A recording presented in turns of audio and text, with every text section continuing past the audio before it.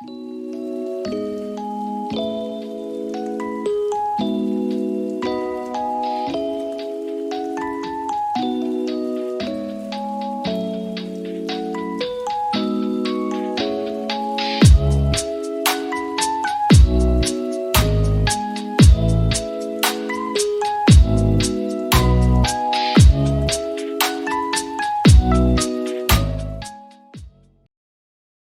the Nintendo Shack and pray. Frederick from Fire Emblem Awakening says, yo.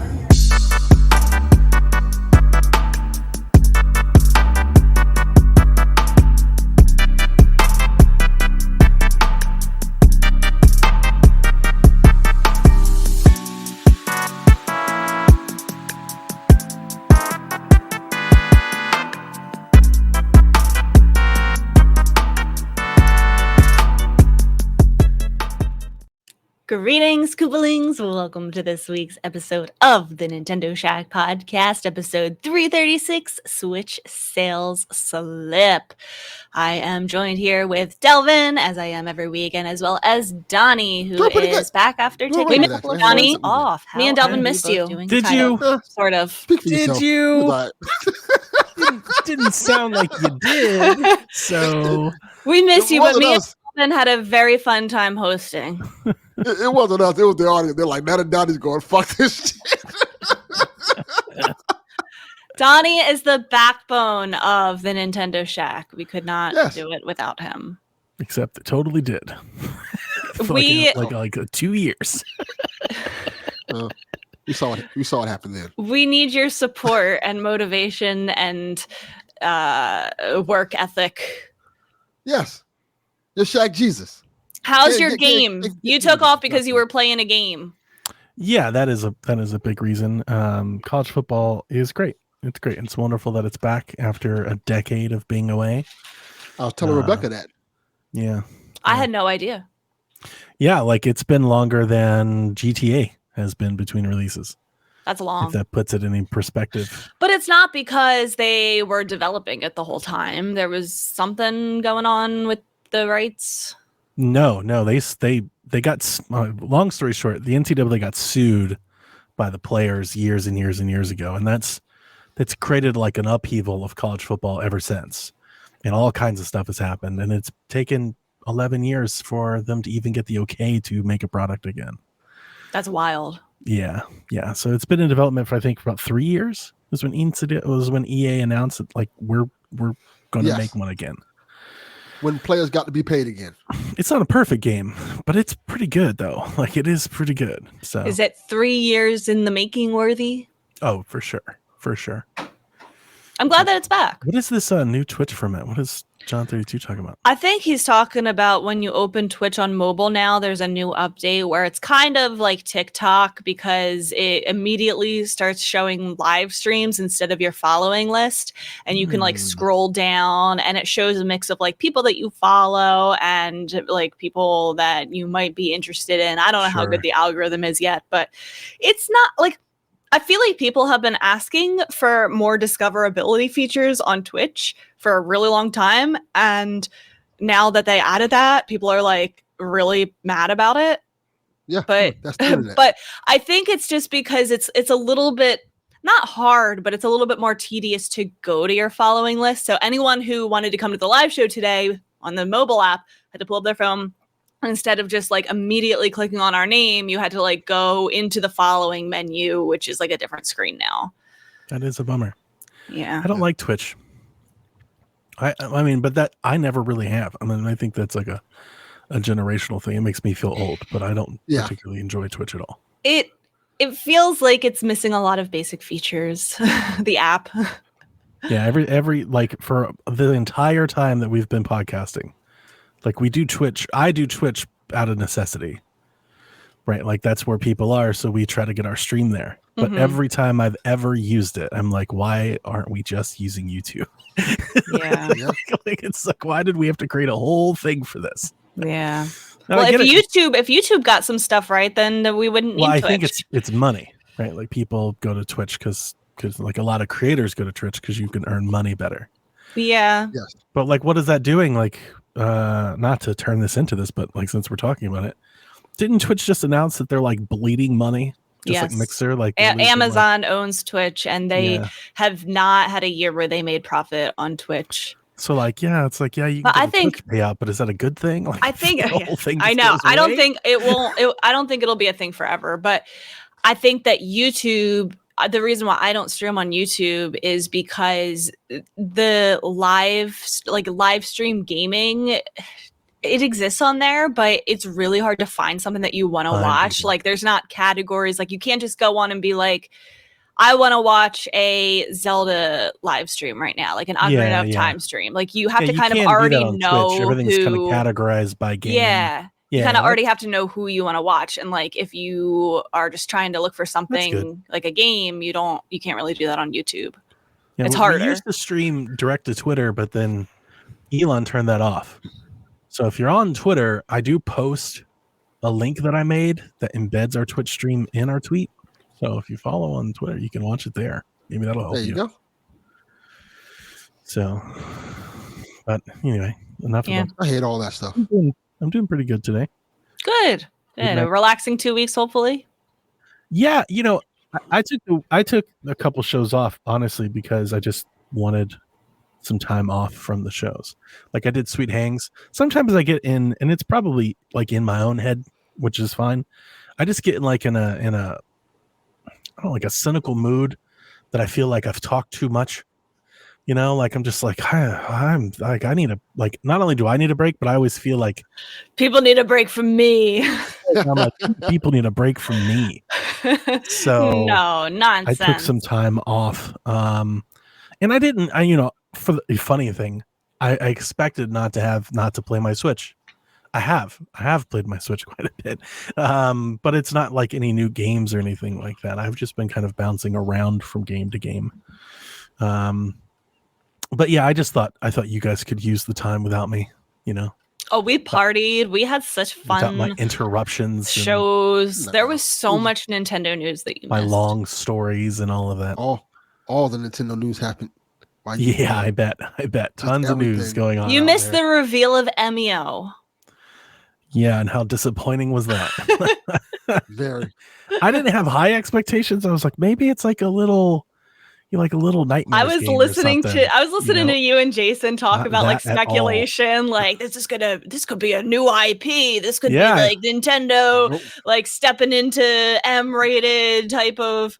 I mean, not really. Famicom Detective Club. Yeah. And listen, I think that I know me and Delvin talked about this, but I think that I'm a little bit more interested in Famicom Detective Club now that they hooked me in like that. Yeah, with Emio. So I think it worked with me. Nice. So maybe we'll have one person that plays it, because I won't. Yeah, I've tried those before, and it looks okay. I'm willing to give it a shot. For what it is, it looks good. I have to admit, if they had just announced Famicom Detective Club, nobody would have cared. Exactly. That's why they did it like this. I think there's an argument to be made. The fact that they teased it made people angry. But people are going to be angry no matter what. To your point, I'm sure there are some that like took notice and they were like, okay, maybe I'll give it a try. The people who are angry were never going to buy it anyway. That's true. Yeah. Facts. That's true. There's no Famicom Detective Club fan who's like, I'm so mad that they teased it and it wasn't a new IP and now it's a game that I like. You could have stopped it. There's no Famicom Detective Club fan. Just stop. There are no fans. There are dozens of us. 12. Yeah, good point. Delvin, what have you been up to this week? I had a really good week. Well, really good weekend. I actually played a game, which is pretty cool. What did you play? What the game is, Dementium the Ward. Ooh, it's a great game. I love that game. Yeah, what is it? One of my favorites. It's Jules made that game, right? You did, yeah. Tui. Yeah. Oh. Renegade Kid back in the day. Before his partner passed, and he had to branch off and create a Tui. Is Chicken Wiggle Workshop out yet? It's That's a great question. Is it? I don't know. Did it actually come out yet or no? Take a guess. Again? Take a guess, Donnie. No. Was it delayed again? Hatchtail. God, it's like the greatest troll in the history of video games. I'm starting to like swing. I'm starting to boomerang. Now I'm starting to get back on board. Sorry to cut off your story, Delvin. Coming to Nintendo Switch August 23rd, 2024. I'll believe it when I see it. We'll still update time for it to be you. Yeah, delayed we'll again. update you in 20 days, guys. God, I would love for him to be like, we're delaying it for Switch 2. Like, we should have like a I chicken can see counter that in public do it, street. Jules. Please do it. we should tweet to him like, you might as well like just put it on At the this Switch 2 point, at this just point. Switch 2 launch title. Like, we can't miss the opportunity. Here we go. I like it. Get Great on idea. board.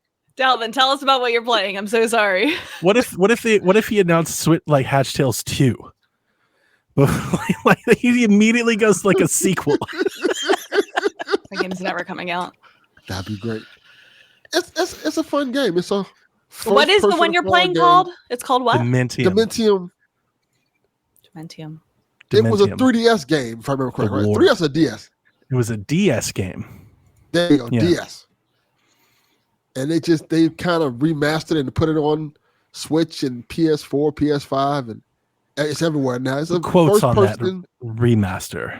Yeah, Yeah, They ported it took- to Switch. Like, yeah. it's They not- took away the bottom screen. That's what they did. Like, here you go.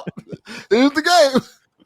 How and do it's you just play a- with it like that? Do you just flip back and forth, or That is correct. yeah? You flip back and forth, and you use the it's a little bit cumbersome. You got to kind of figure it out. Like the cool thing I like is because it's a first-person survival horror game. Kind of has this Doom aesthetic to it, where you're walking around this kind of mental asylum, killing these monsters, and you have to you can find weapons in there. Like you can find a gun, you can find like a nightstick, and you're beating these monsters to death. But the thing is, you can only use one thing at a time, and the whole screen is black. So you can either use a flashlight to see, or your weapon to kill the monster. So sometimes you be But in not both. combat, and you can't use both at the same time. So So you have to like do it in the dark. You have to kill people. Cool. Correct. Yeah, it's very that's like the game's gimmick. It's a field of vision type game where you can only see so far in front of you, and you kind of have to feel your way around this haunted hospital. That's scary. Yeah. it's really Yeah. fun. It's short. I've talked about this game for years, and I found it on 3DS when I found Moon Chronicles. Oh, This is how I found these guys, Renegade Kid. This was my introduction to them. I think a lot of people, I started hearing a lot of buzz for them with like Zeo Drifter. That's when I feel like people knew who they were. But I found them through Moon because, you know, I like shooters and 3DS did not have a lot of them. So when I had my 3DS and was playing Fire Emblem stuff, I was like, man, I wish I had a shooter like on the go. And I would research and try to find them. And these would often come up as recommendations. Like, you should play Moon Chronicles. And I started playing Moon Chronicles. Like, this is kind of awesome. And then I found out about Dementium, and I ended up buying it on DS to play it on 3DS and loved it. But, you know, like, loved it for what it is. I'm not going to hear and tell you it's a 10 out of 10 game, but Yeah. on the 3DS, when a system that had no shooters, to have a horror themed, essentially shooter, even though it's very melee based, was awesome. You know, it was incredible fun. It's real fun. It's really fun. It's, you know, it's kind of scary. I don't think the monsters are scary necessarily, but, you know, you trying to fidget between your flashlight and go to your weapon. It's a little tense, you know. Yeah. The monsters so far, not too hard. I think that's because you're not playing on a 3DS anymore. You're playing on a modern console, so it's a little bit different. How does the controls feel? It controls good. I didn't have any problem. Like I said, the only thing I had problem with is trying to get the hang of like switching between the Yeah, because weapon like on and the flashlight. 3DS, you use the touch screen. It didn't have dual trigger, like dual sticks.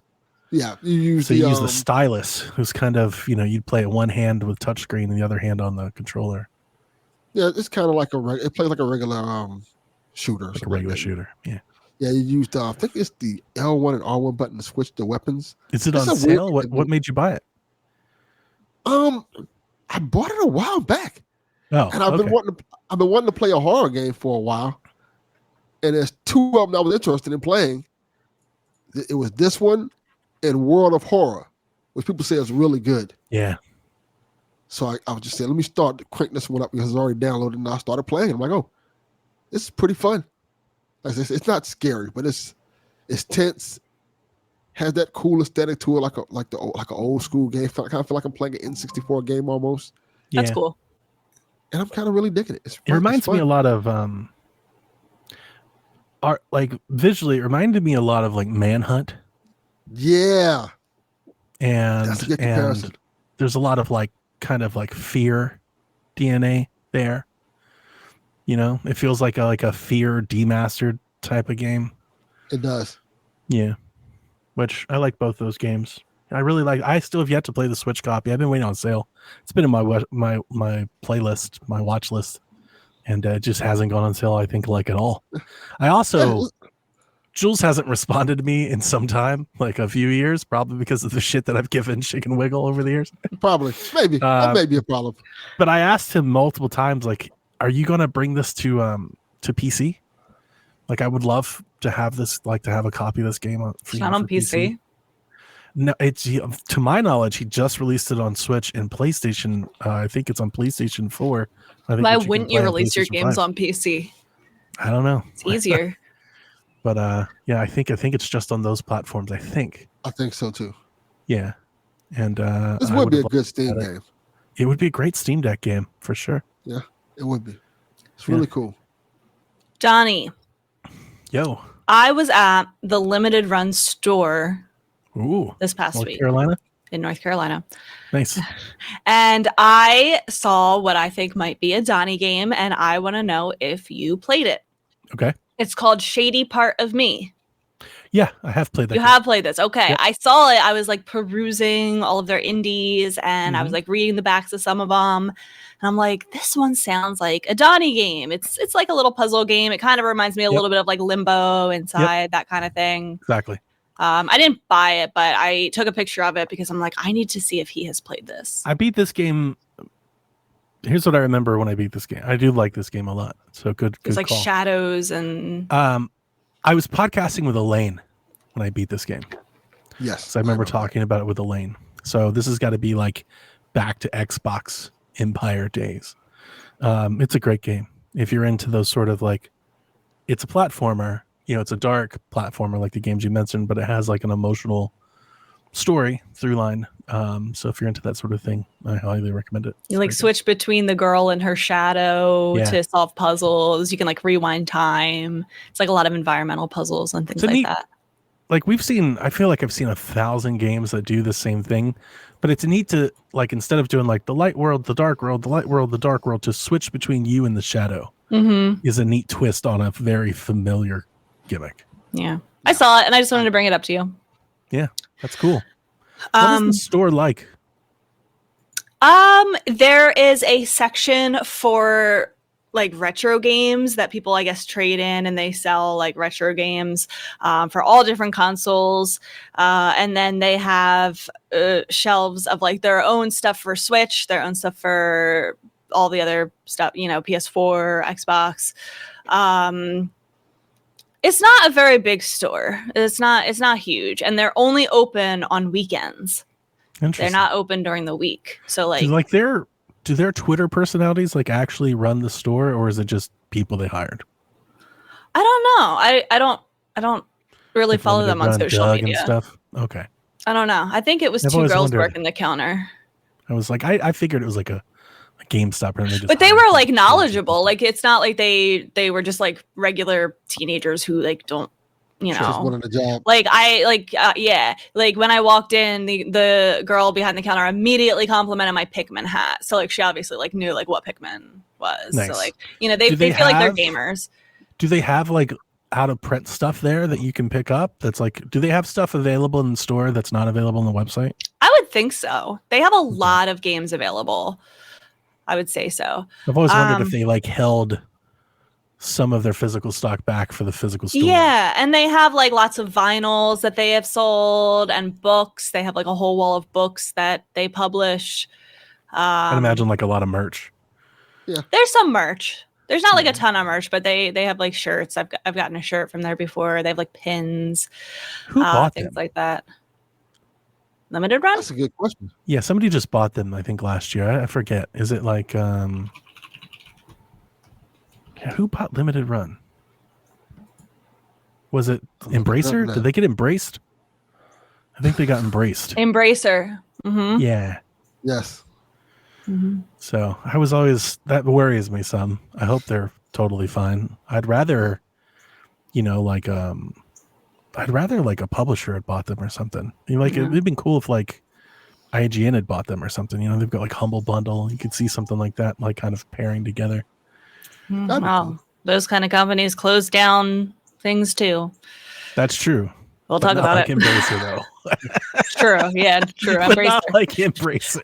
Embracer's They fucking all do. Thanos They of all the do. gaming universe. Yeah. Yes. Well, anyway. Rebecca, you didn't go in there and throw around your weight and say, "You know who I am?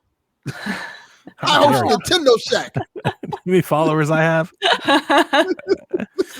I think because their hours, they only have 2 days that they're open. Like there was a good amount of people who were in the store like Sure. at any time. Like it's like more people were in there at any given time than like if you walked into a GameStop.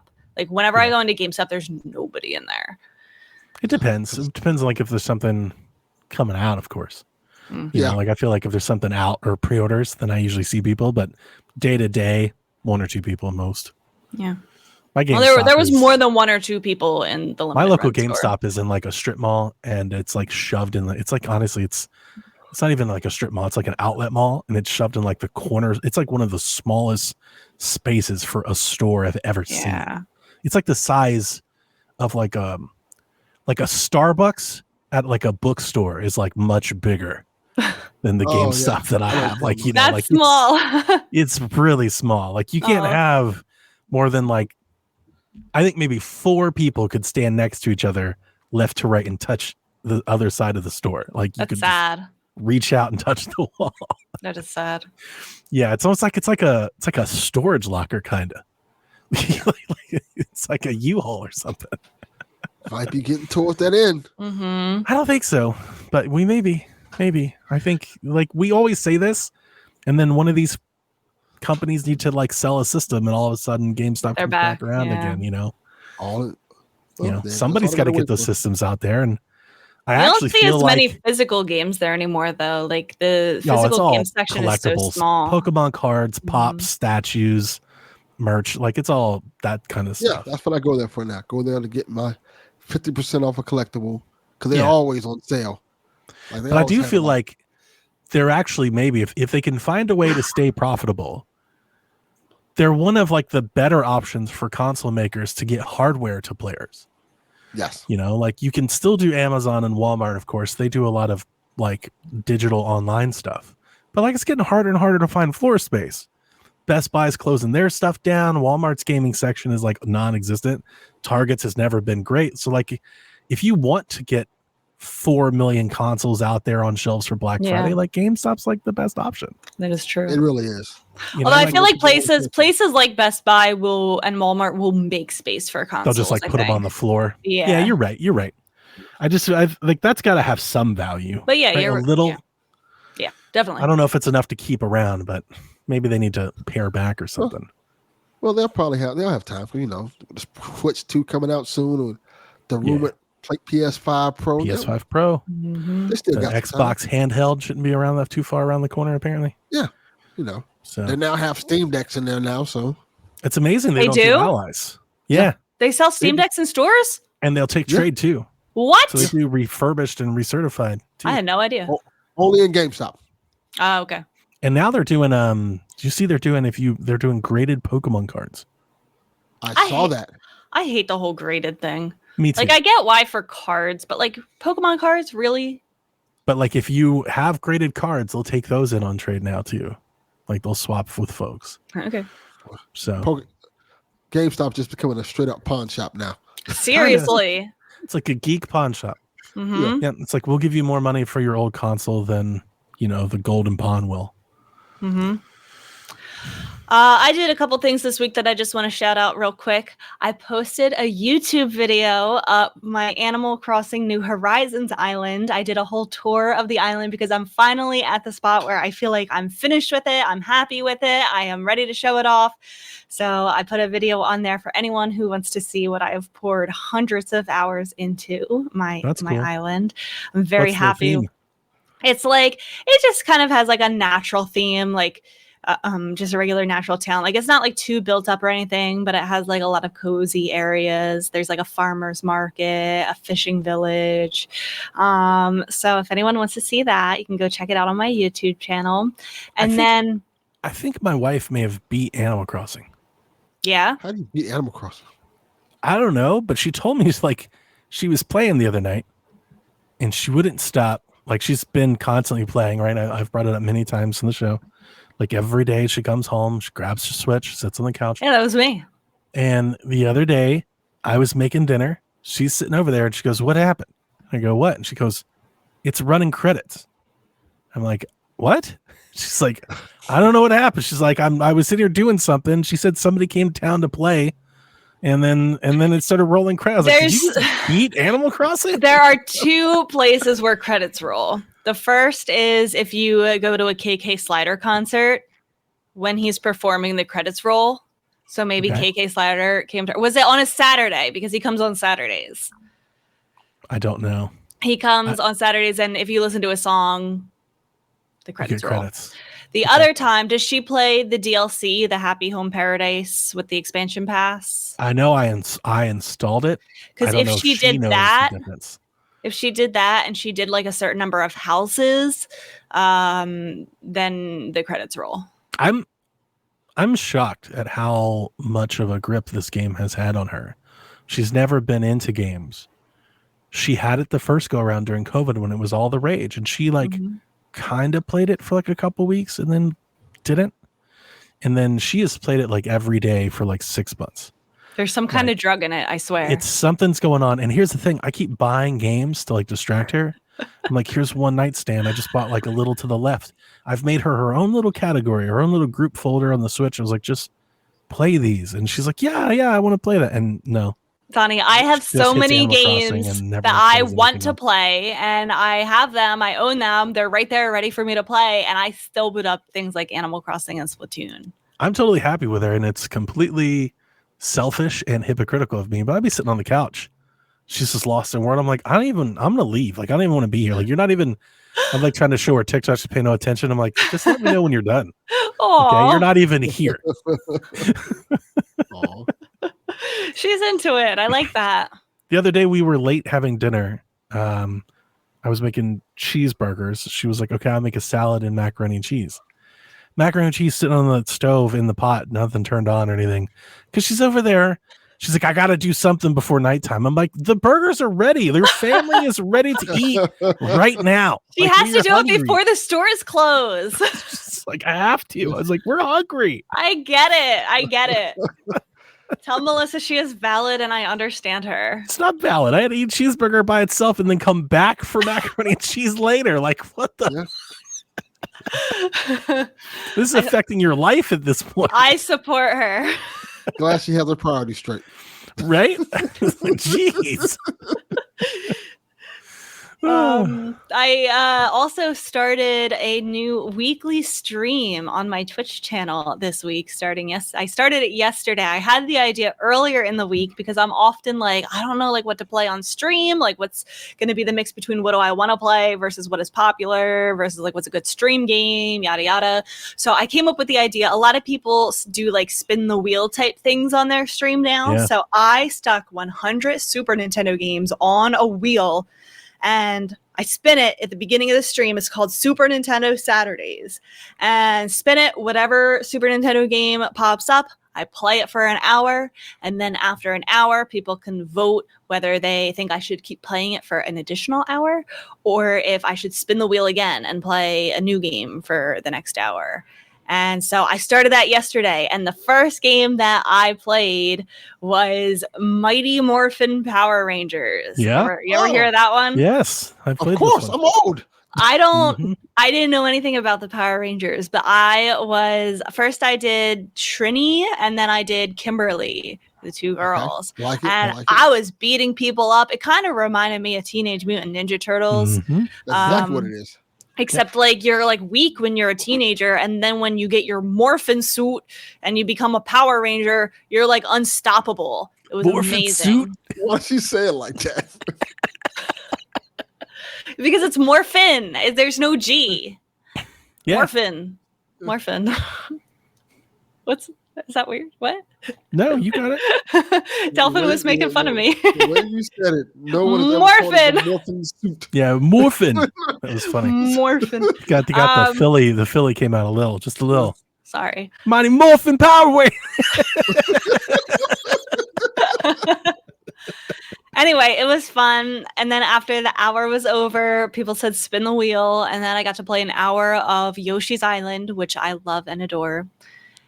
And then I got to spin it again a third time and played an hour of Secret of Mana, which I have also played before. So I'll keep you guys updated on if I end up playing any interesting Super Nintendo games on Saturdays now. You can check that out. You didn't beat that Power Rangers game in an hour. Oh, I was very bad. I finished Area 3. Didn't they just release? Did they just re-release that Power Rangers game? Are they making a new one? I saw something like this, right? This is I think there's a new one. There's I wonder when does that come out yet? Out. I gotta get that. Not yet. It's in the vein of that G.I. Joe and the Ninja Turtles game. In that same type of scheme. Okay. Yeah, I gotta get that one. I like that old game. That's a good game, Rebecca. Yeah. Yeah, so it was cool. It was fun. I like Super Nintendo. Sean's been doing those spin the wheel bracket things for a long time. It's popular. Those are cool. People like it. I have a friend who just spins a Zelda wheel on his stream and then plays a Zelda game. And then I could never. This is why I don't stream things. I would never just leave my time to play something up to chance like them. Like, absolutely not. Sounds horrible. Right? Well, one of my friends also does a backlog wheel. So she puts all the games that are on her backlog and then the wheel decides what she plays next. The wheel. Yeah.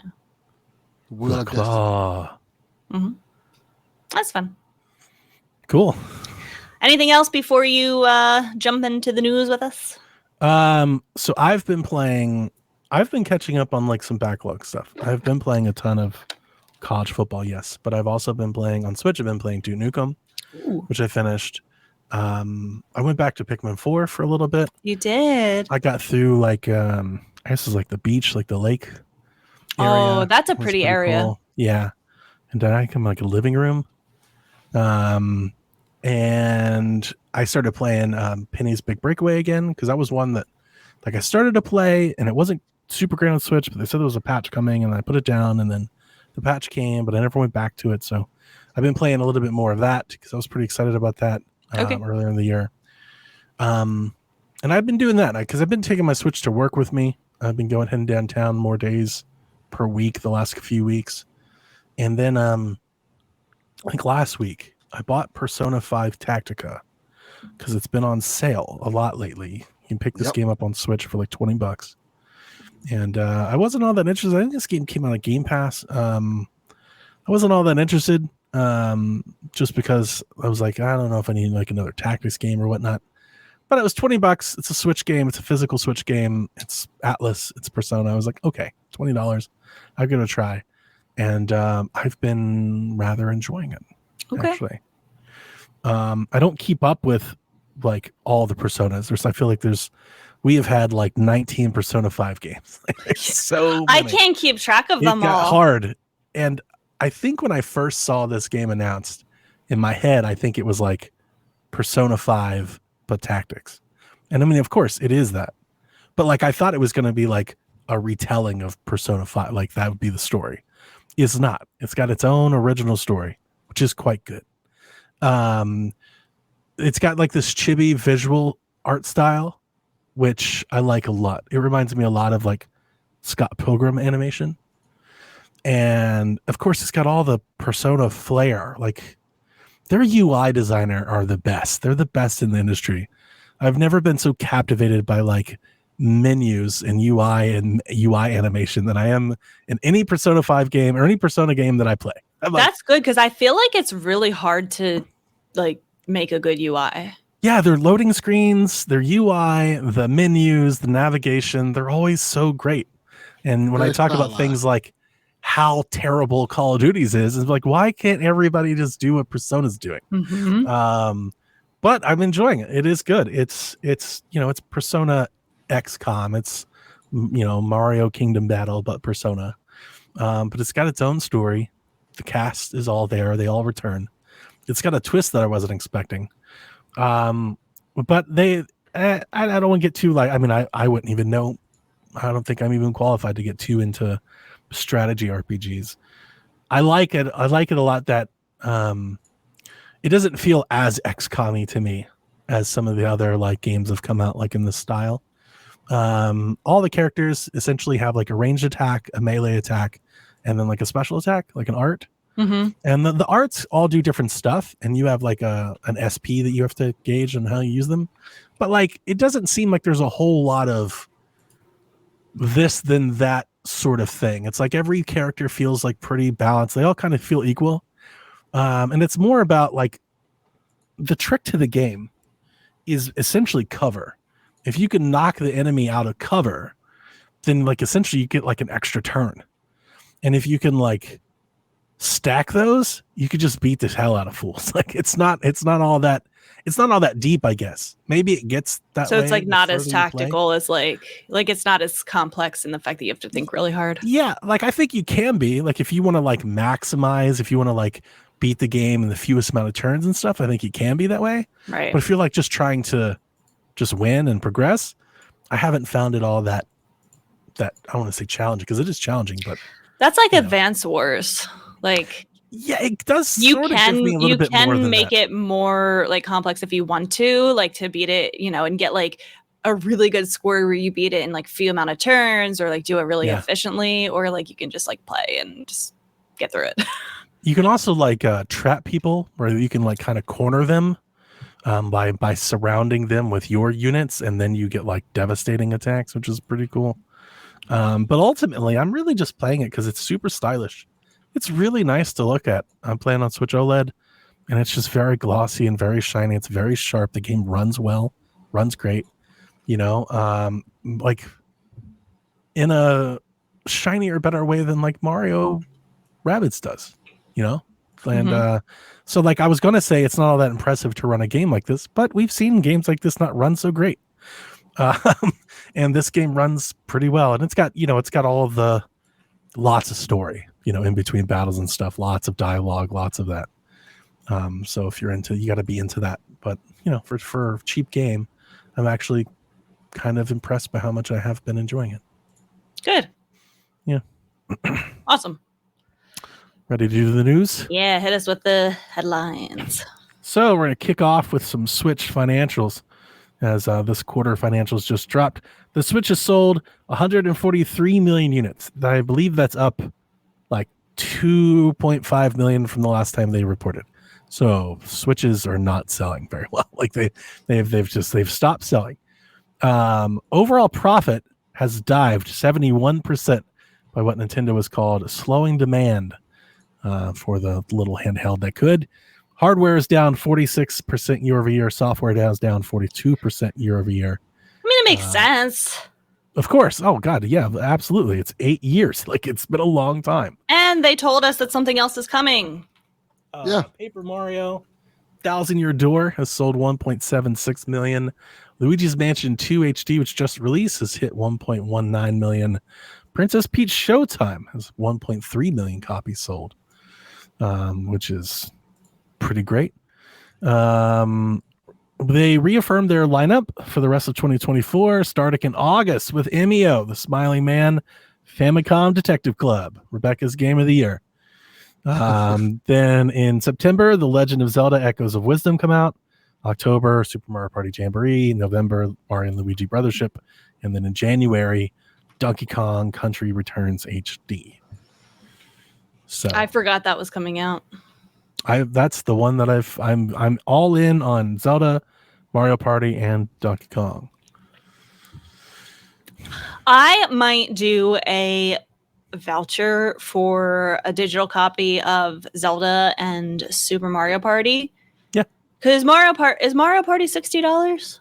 Yep, I got a pair of vouchers that I used on Mario Party and Donkey Kong because I wanted Echoes physically. I wanted the cartridge. Because I want to get a physical of Echoes of Wisdom, but I don't think I can wait until I get to the store. I got to play it right away. Sure. I get it. I've been there.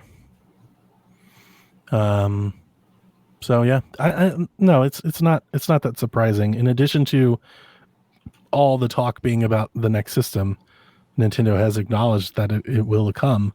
But we've been talking about it for years. I think this is just more of a matter of Nintendo theoretically has sold this to almost anybody that could ever be interested in one. Correct. Like at some point you just can't do anymore. Like I'm sure if they had a giant game they could move a little bit more hardware. But I mean, what are you going to do? They've sold almost 150 million of them. Like at some point you got to move on. Mm-hmm. They've sold so many. They've sold some to people who bought it already like twice, or 3 times over. Me, yeah, for real. I am people. Like, all right. Yep. Yeah. Sometimes you gotta just like, all right, it's time to move on, and we're at that point where it's getting time to move on. That's all to it. Like, all right. Mm-hmm. This is not a bad year for its last year. Like I feel like we're ending on some really good hitters. Yeah, we've seen way worse last years. We've seen better worse years, but we've seen way worse last years. Like the Wii comes to mind. The last couple years of the Wii was pretty barren. Yeah. You know, I didn't write this down, but I think this is at least notable. Nintendo did not change their hardware targets for the year at all. Interesting. It could be interesting because you would think with it not selling so well already that they would cut that. Like you would think that. But also like maybe it's they know that they're not going to hit that, but they at least want to make it seem like they think they can, you know, for like investors, so that they're staying positive about it. But also like even if they miss the target, they could always be like, well, it's because of our next system and all. Like I feel I don't think it's important that they're not cutting their thing because I don't think they're like trying to hide anything, but it does make me wonder, and this is just reckless speculation. Do they still think they can hit it? And by that, do they have plans to cut the price? Do they have pre-order? Like, are they thinking that Switch Lite for Zelda is going to move some number? Like, where do they think because I think their target was like 13 or 14. So if they're like, let's say they're at 3, they got to get another 10. Like, where do they think that 10 is coming from if they're not going to change their forecast? You know, I don't know. I don't really see them cutting their price. I think it's something that they just want to remain like with an optimistic outlook for investors. So yeah, I think so too. Yeah. That's why I said reckless speculation. I could throw it out there. There are ways that I think they could hit that number, but I don't think any of it matters. I think if they miss the number, they're going to be like, well, we tried. Next system. Like nobody cares. So, yeah. THQ Nordic had a showcase which featured some Switch games. Epic Mickey Rebrushed was there. It comes out September 24th. Put that in there for you, Delvin. Are you going to get that collector's edition? Absolutely not. You want $200 of Epic Mickey Rebrushed? No, absolutely not. This is really cool. They announced a game. It's a new game called The Eternal Life of Goldman. It comes out later this year. It's an existential 2D platformer blending elements of Greek, Jewish, and Mesopotamian folk tales to create a world where life, death, nightmares, and wonder collide. It features hand-drawn art and hand-drawn animations. If you haven't seen it, it is gorgeous. I posted in the Shack channel. I'm all in on that game. Day one. Can't wait. I'm going to look it up.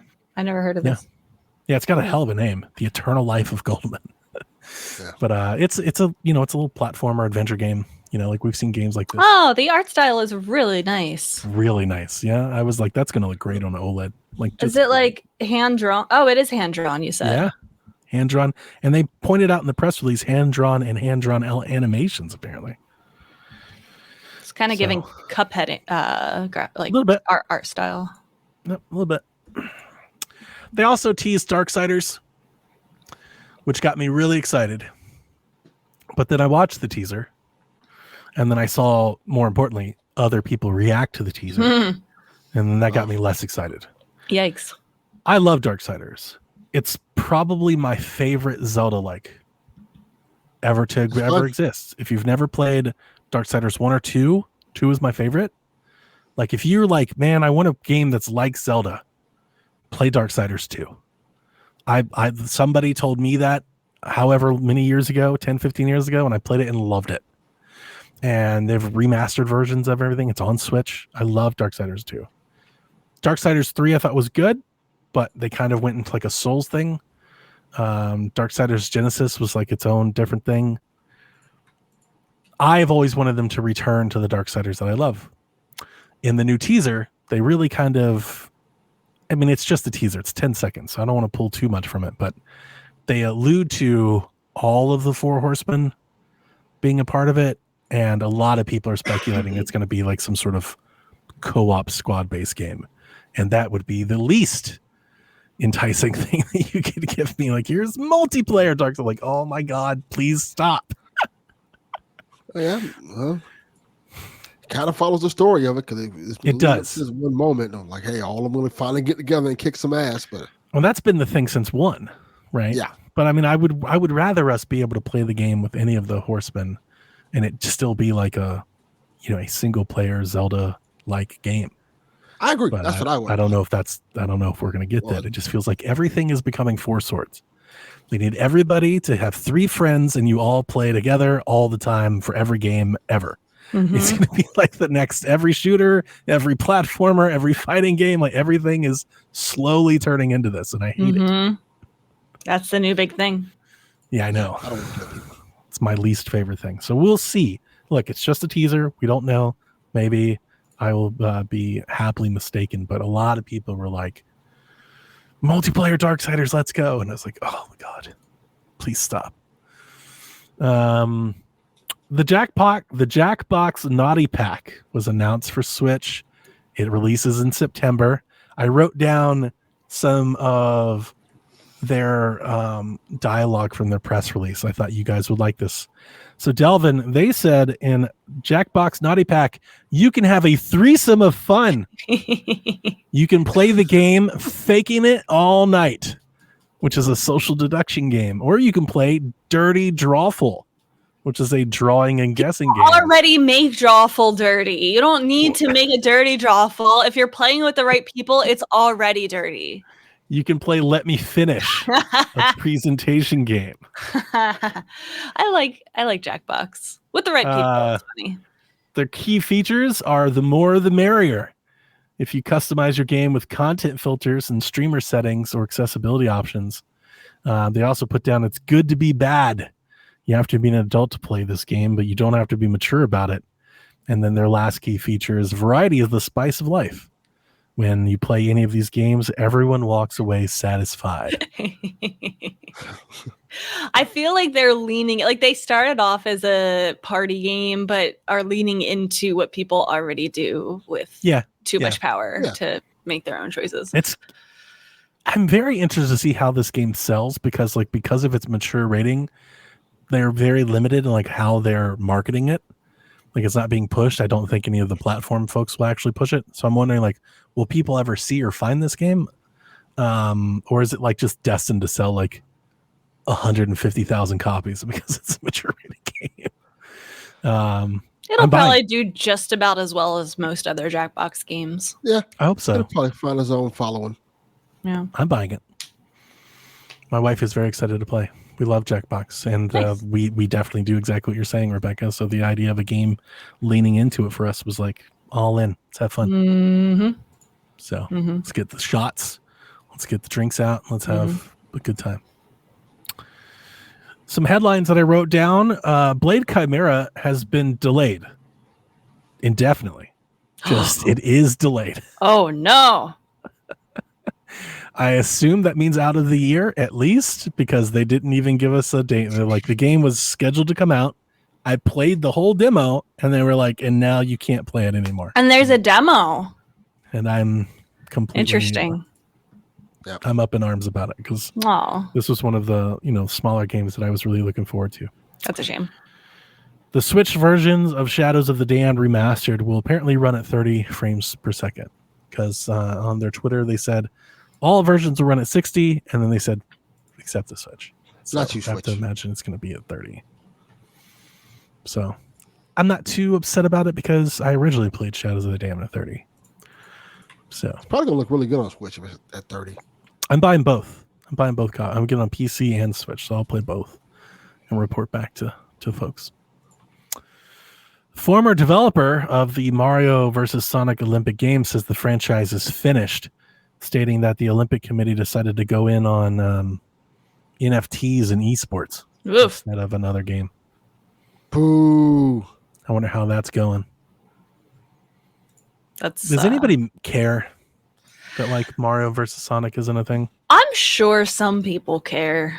Yeah, my kids I'd rather them make an Olympics game with the real Olympians and stuff. They won't do that. I know. Like, that's the thing. It's like the whole Mario partification of the Olympics. Like, no, make a sports game. Like EA should be doing this or something. You know, like I don't want Sonic curling. Personally, I mean, that's me. It's like I'd rather, actually have like the actual folks. Were were those games good? I've never played them. They weren't bad. I have played them. They weren't awful, but they were.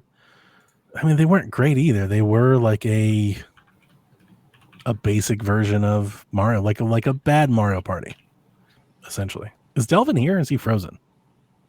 He's frozen. I thought so. He's gone. Yeah, there he goes. So we'll see if he comes back. He's like trying to defend Mario and Sonic at the Olympic Games, and we're not hearing it. He's like, you guys don't fucking understand. Yeah, we got people in the chat. Sonic curling is my dream. Oh my God, you guys reminding me of the guy that tinted my windows. Rebecca, did you ever go and listen to that story? What story? Oof. I got the story of this dude that tinted my windows.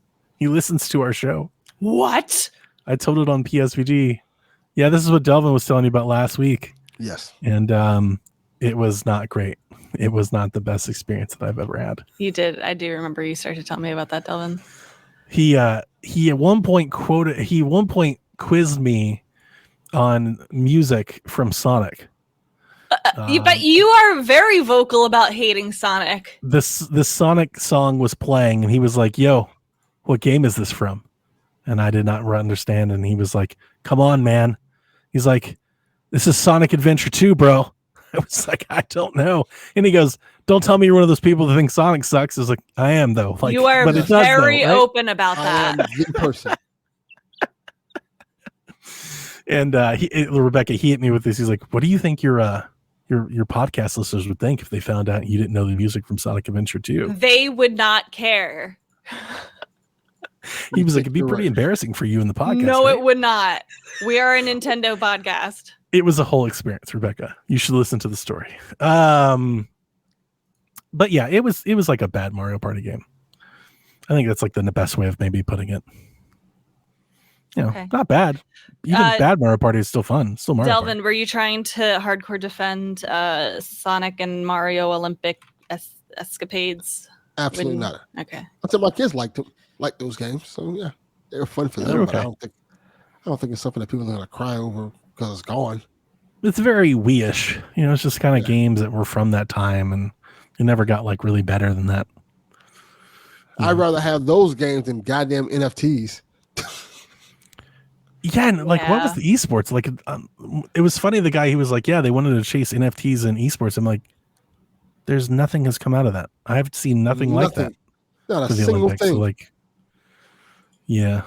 Anyway, Pokemon Mystery Dungeon Red Rescue Team comes to Switch Online next week on the 9th.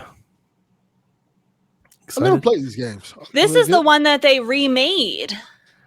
Exactly, right? which is why I'm not like too particularly excited about this. Like, look, I did not play the remake. I did not buy it.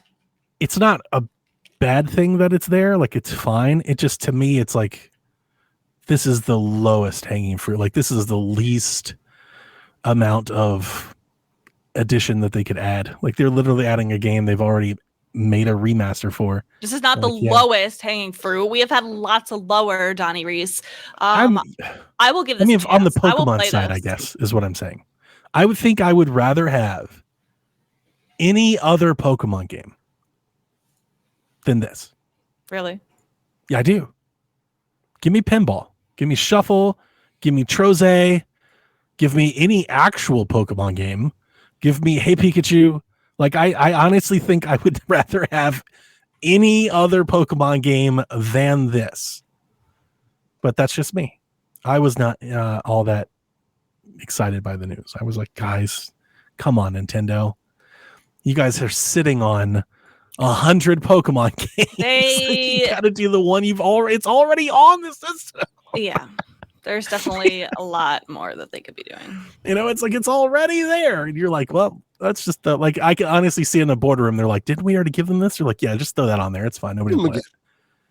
Yeah, exactly right. You're going to like Mystery Dungeon whether you want to or not. Yeah. Like I really do feel like it's like of all the Pokemon options that you could have possibly chosen, like this is at the bottom of the barrel. So, but you know what? There's people out there that didn't buy the Mystery Dungeon port, and maybe they've never played it, and maybe they try it on NSO, and maybe they love it. I don't know. I've never been all that into Mystery Dungeon, but it's not bad.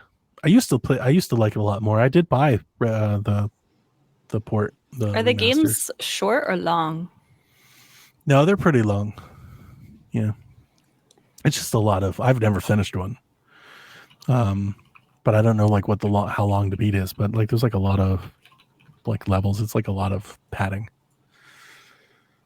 but they're fun. Yeah, they're just always like for me. They always like I like them, but they always just wear out their welcome after a while. It's just like, okay, I'm ready to move on. I get that.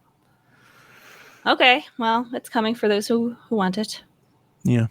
The next Tetris 99 theme is based on the Splatoon 3 expansion pass. The 42nd Maximus Cup. 42nd. It's been 5 years. I can't believe they are still doing those events. There must be enough people who are into like this must be way more successful and popular than we think. Oh, yeah, for sure. It comes out August 16th. XBS in the chat says, this is a Pokemon Mystery Dungeon.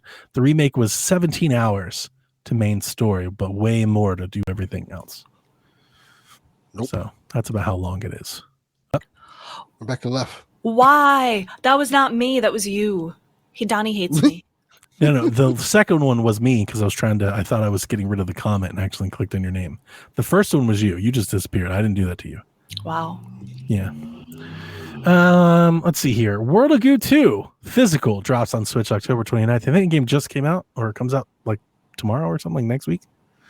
I didn't know there was a sequel. Yeah. Was it announced? I think it was announced in the Direct. Totally forgot. I'm going to play it. Just not like have to go play it right away. Nintendo UK has started selling Zelda Tears of the Kingdom earbuds.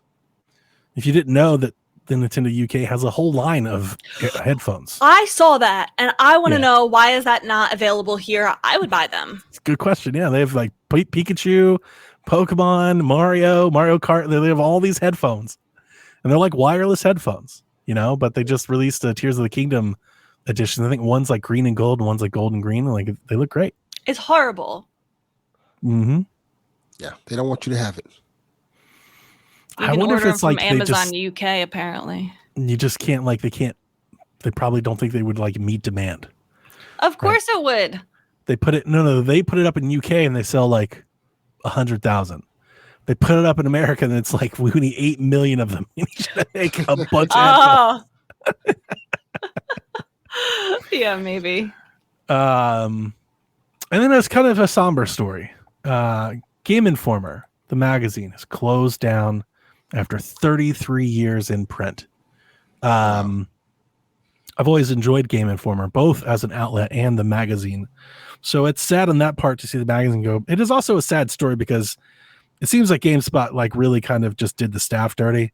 Like they all woke up and the site was just taken down. Yep.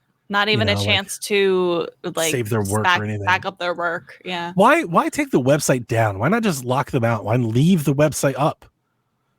Like, what is that about? Because they're scummy. You're not going to save any money by shutting it down today. Like, that didn't make any damn sense to me. I know several people who wrote and were just laid off from Game Informer magazine. I know Kyle and Alex. Yeah. It's very sad. Yeah, it is. That publication, it's been around for so long. People grew up with it and then like started writing for it, or like they've been subscribed for decades. Yeah, it was my favorite publication. I love Game Informer. Yeah.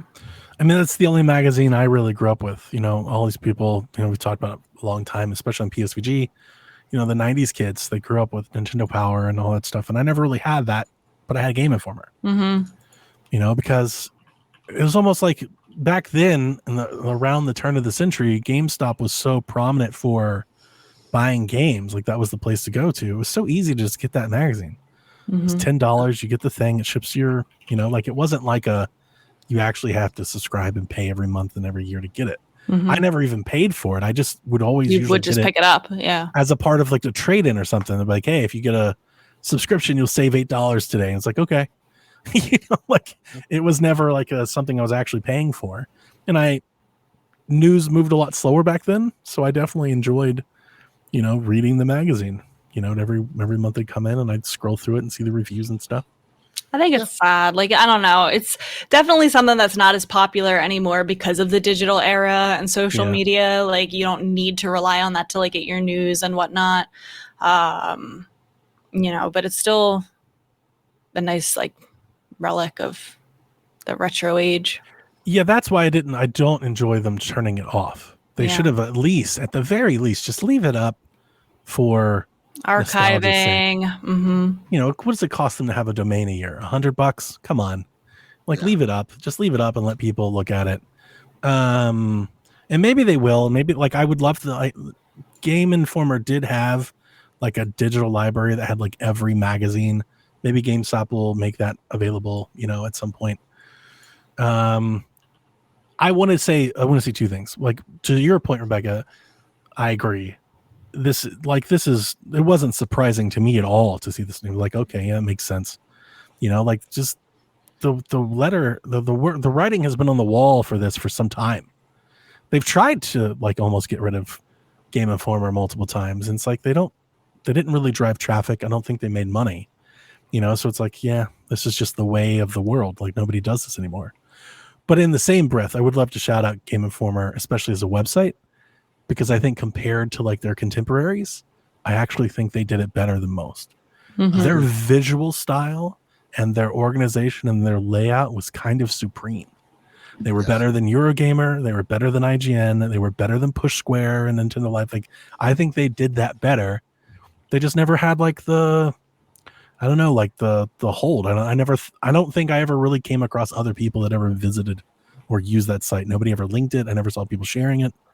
You know? Yeah, I think the thing was that Game Informer was more known as a video game magazine as opposed to a website. Yeah, and I think the actual articles in Game Informer were superior than the ones I found in IGN. I used to love Game Informer just for that. Game Informer was the reason I kept my Power Ups membership for years. Yeah, like, keep sending me Game Informer because it was so. Even when as time went on and the articles were a little bit older because how time works with social media stuff, you get the stuff out there. There was so much insight in each article that you just wouldn't just get on IGN and things like that you wouldn't know about. Like it would get you hyped to read about games on there. Yeah. I also think not that it would have saved it because I don't think it would have because it's just GameStop and they're probably working on such margins that it wouldn't have mattered. But I feel like Game Informer was better equipped had they taken the opportunity to transition into that content creator role as less of the publication. Like if they had shifted when the print media started to go away, like, okay, we're not going to do that. But GameStop, let us create a YouTube channel. Let us create a Twitch library. Let us run a blog. Let us do this, and we will market GameStop. I think that arm of that. These websites definitely need to adjust to the times. I think if they don't want to get closed down, there's lots of similar websites that are getting closed down or laid off, people laid off. So they have to adapt, I think. But, it just sucks because people get into it because they love writing. They have, journalism degrees. They want to write. But the times are definitely changing. People don't want to read. It's sad. Yeah, I mean, we do. Like old of us, like I do, but most people don't. Young people don't. Yeah, most people don't. But I totally could have seen like GameStop doesn't really have a marketing arm, right? Like they buy commercials, like you see them on cable television, but like you don't really see any like gaming content creators or anything plugging GameStop, right? Or am I just like way off base there? I No, never do. I have never have. I can't imagine. So it's like that could have been that. They could have had a whole arm that was literally pushing and promoting GameStop, marketing for them around like a gaming influencer channel, and then GameStop totally has enough marketplace to get something like that very popular, and then they could make money off of the YouTube stuff and make money off the channel. Like there's a whole business there that like they just nobody It tried. seems really simple to us, and it like makes me wonder why they don't do it. Yeah, I feel like if GameStop had a Game Informer content creation hub that they were pushing, like if it was playing in their stores and they had like a podcast and a YouTube channel and interviews and stuff, if they were doing that thing, that channel could have been self-sufficient from YouTube and Make Twitch personalities out of the people. Yeah, like it could have been self-sufficient where GameStop wouldn't even had to fund them. And you know the crazy thing about it is, they kind of do have that. Like if you go on GameStop, they have GameStop TV. Yeah, I know. Yeah, they could have just made that Game Informer TV instead of just putting it in their stores. Like it's a brand. Everywhere else. Yep. Yeah, that's what I'm saying. Like if they had just had a Game Informer channel where they did the news, they hire a Jeff Grubb or something, they're doing the thing, right? They're on camera, they're doing the stuff, and then in between their shows and in between, and go to GameStop and here's a GameStop Pro membership. Like you, that makes it like, seems obvious, right? I was like, what are you doing? So you can put on the games, the review score from GameStop, from Game Informer. There's so much stuff you could do that they chose not to do. And I was just like, why not do this? Like even when a new game comes out, you can immediately like on the screen when you're in the store, you can see the game review score right up there. Like, hey, here you go.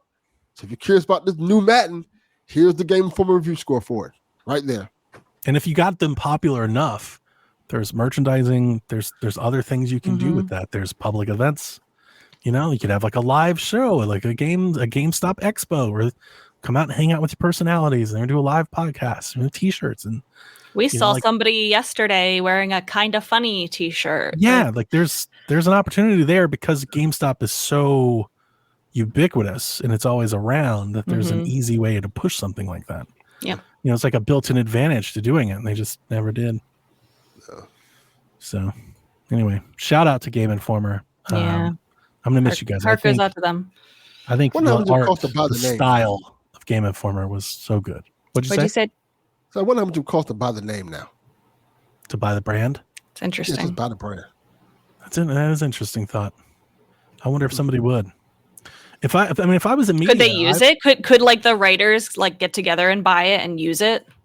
Yeah, I mean, if you bought the brand and you bought all its assets, I would imagine it has some value. Diminished, but some value. I don't think so. Like if you're IGN, like why not?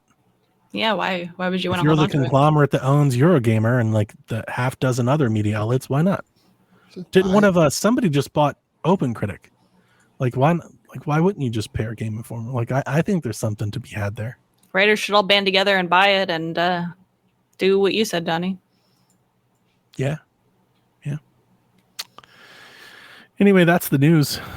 Rebecca, take it away. All right. Questions directly from y'alls. Justin says, just one question. Can I join you guys one day?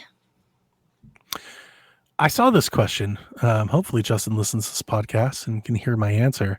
Obviously, my first answer is, Justin, where were you when we were auditioning folks? Like, that's question number one. Question number two is absolutely. And this goes for anybody that's out there.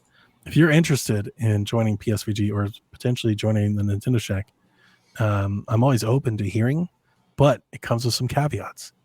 Are you a part of the community already? Right? If you just exist out on Twitter and something, like that doesn't do us anything. Are you in Discord?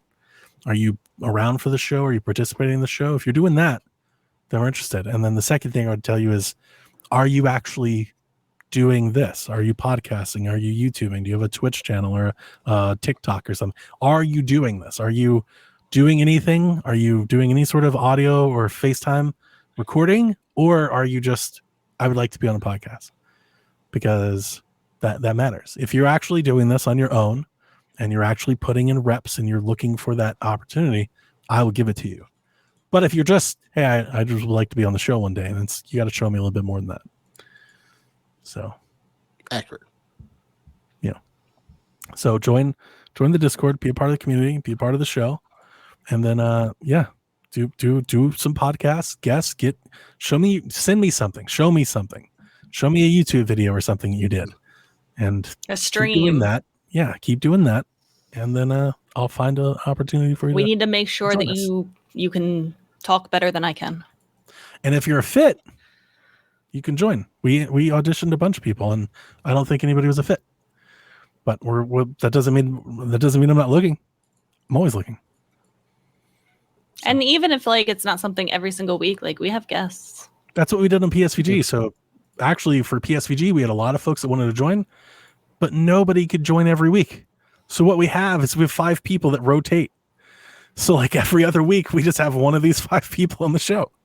It's actually, I think it's turned out pretty nice. Mm-hmm. They've been on multiple times, but it's never like contributing podcasters. Yeah, but it's also like the show has never changed. The show stays the same because they're almost always guests, which I kind of like. Mm-hmm. So. Andrew wants to know, with the recent announcement of Pokemon Mystery Dungeon Red Rescue Team for NSO, do you think we're any closer to getting classic mainline Pokemon games on the service? No. I'm playing them on my Delta emulator now. Me and Josh right now, we're playing through a Pokemon Crystal ROM hack where you start in Kanto, but it's like the Gen 2 looking crystal graphics. So I'm getting my fill of classic Pokemon through the Delta emulator. You have long-time customers just buying or playing their own fucking games. Good job, Nintendo. Yep. Great job, Pokemon Company. You're killing it. Yep. And I'm somebody that would have spent money on it. How fast and easy would it be for them to make a GBA-styled Pokemon game today and just sell it? And sell it for like $60. They could have one of these every year. Where's Let's Go Johto? And instead, people are just playing their own. They're just making their own. Yep. This is pretty terrible. much. Yep. Okay. Quest 64 wants to know, how important is backwards compatibility for the Switch successor? Quest 64, my answer is vital. Essential.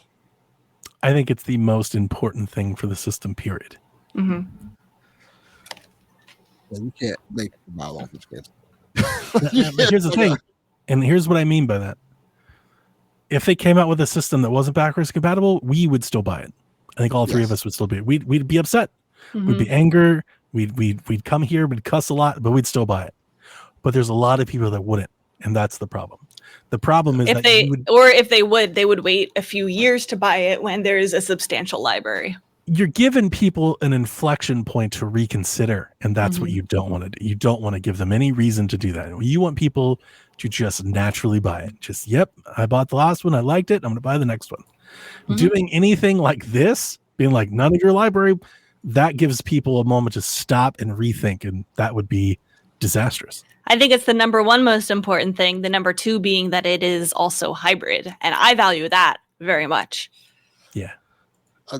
Every time I go in a store and I hear parents talking about buying video game consoles, the first thing I always hear them saying is, can this play the old games? Can this play the ones that we already have in our living room? Yes. Yep. Mm-hmm. And I've seen parents walk out when the answer is no. I mean, I was looking at some YouTube videos from the Super Nintendo era where it was announced and parents were so mad. They were so angry because they're like on the news. On the news being interviewed. They're like, what do you think? They're like, I think it's outrageous that ridiculous. You want us to buy another box that does the same thing but doesn't play the game.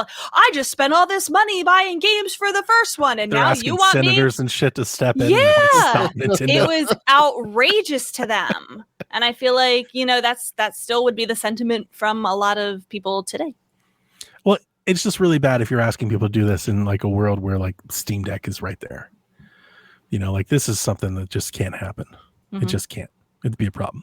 So PlayStation, the Xbox, they're all backwards compatible. Like this is an industry standard at this point. Doesn't mean you have to, but if you don't, you're starting off on a rocky ground. I don't see how Nintendo can ever do it again. Yeah. If they change the architecture or the system, they can. I see an opportunity where they can. Maybe. But if they stick with the Switch, they can't. They can't keep doing the Switch thing. They can't. Like if they went to, let's say 10 years from now, like they're like, we're going to phones. We're going to have like a mobile launcher. Okay, then not every game is going to be there. Right. Or if they went back to a traditional console, they went AMD, here's a box. Can't do it. Like, not everything will be backwards compatible. But if they're going to keep on the Switch, line of architecture and everything, they can't. They can't go back. That'll be a problem. Yeah. Lou asks, which currently unported Wii U or 3DS game would you most like to see come to the Switch? Wii U or PS? Wii U or 3DS? 3DS. Let me see. Wind Waker? I wasn't going to say it. Yeah, yes, you were. Nope, I wasn't. I saw the question. I was like, I'm not going to say it. I mean, obviously, all the Zeldas. I would like, obviously, Wind Waker. Obviously, A Link Between Worlds. Give me Ocarina of Time and Majora's Mask 3D. Those would be great. Give me Samus Returns. Oh, that'd be excellent. My answer is Fire Emblem Fates. That's a good one. I don't think it was Wii U though. I was going to say that Super Punch Out game that came out. Oh, I think that's the Wii. That's the Wii. I want that game. It's a great game. It's a beautiful game. The art style still really holds up. It was on Wii U. They put it on the Virtual Console, but it's a Wii game. Yep. I like that game a lot. I'm trying to think what else I like. See, I didn't really dig the Wii U. How dare you? Well, you know that. You know I didn't embarrassing. like the Wii U. Yeah, I don't think you can be on the Nintendo Shack if you don't like the Wii U. That's facts. Rebecca, I've been trying to get Former co-star says Xenoblade Chronicles X, which is a common. That's a good one. A lot of people do want that one. That's a great one. That's the last a great Xenoblade one. Chronicles game, the last Xenoblade game I was really into. I did play that one. I did like that one. Yeah, it's great. Why was I thinking that was on Wii?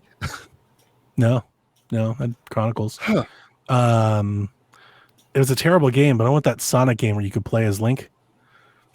Was Sonic Lost World or whatever? Did you never see that? Oh yeah, you could play as Link in that game. There's a Wii U Sonic game that's terrible, but they dressed Sonic up as Link thinking it would sell. That's a good idea. Forgot about that. I would say Nintendo Land, but it wouldn't work. So, Yeah. But my answer is Fates. It's my favorite Fire Emblem game. And I would say Awakening too. I would love all the Fire Emblem games to come forward. I would love those 3DS Fire Emblem games because I think they're incredible. I would love for them to be blown up and brought to the television, brought to a home console. It'd be excellent. All the Wii U games I think I liked were like licensed games. Like the Transformers Prime one was really good. The Batman DuckTales remastered.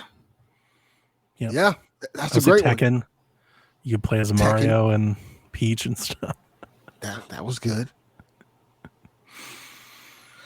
Okay, Zach Everett asks a very good question. He asks, this is a less of a Nintendo question, but if Chrono Trigger were to get a remake, would you rather it be a graphical remaster, Super Mario RPG style, or something crazy like the Final Fantasy VII remakes? Also, is there a chance we will ever get an Earthbound remake? It never fails. Earthbound I'd love to hear ain't your thoughts, Rebecca. I would love if there was an enhanced HD remaster of Chrono Trigger that looked like Live Alive or Octopath, like that HD 2D style. I don't want it to look like Super Mario RPG. That's too kiddish looking. It is not a kiddish, fun little kids RPG. It's for the gamers. It's a more serious. I think it should look serious.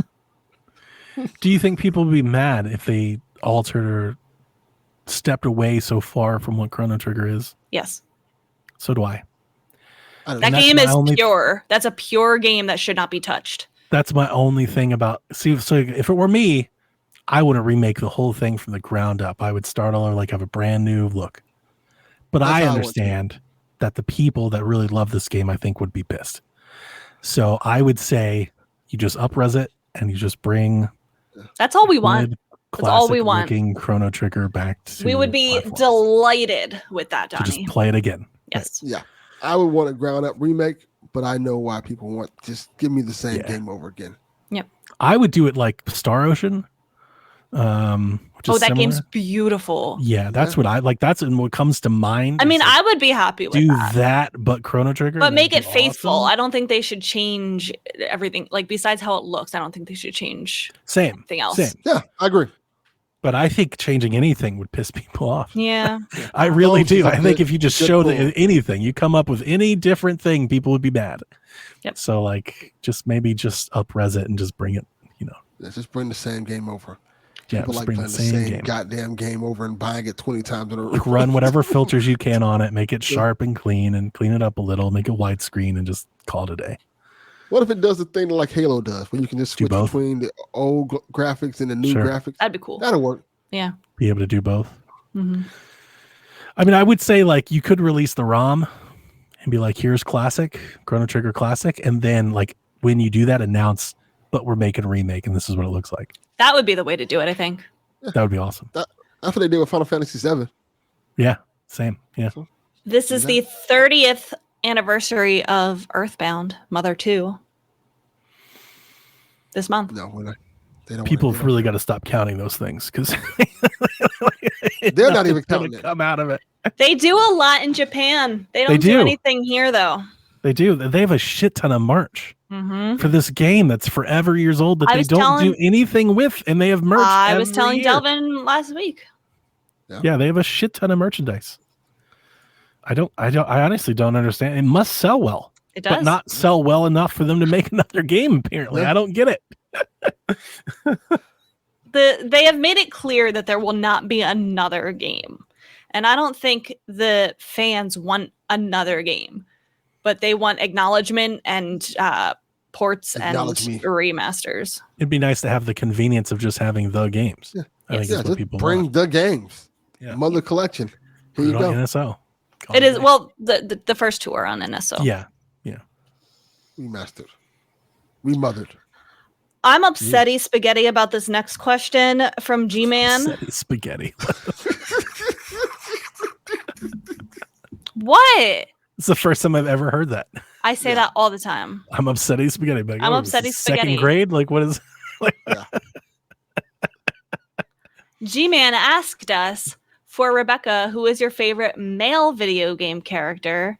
And for Donnie and Delvin, who is your favorite female video game character? Tell me why I'm mad about this question.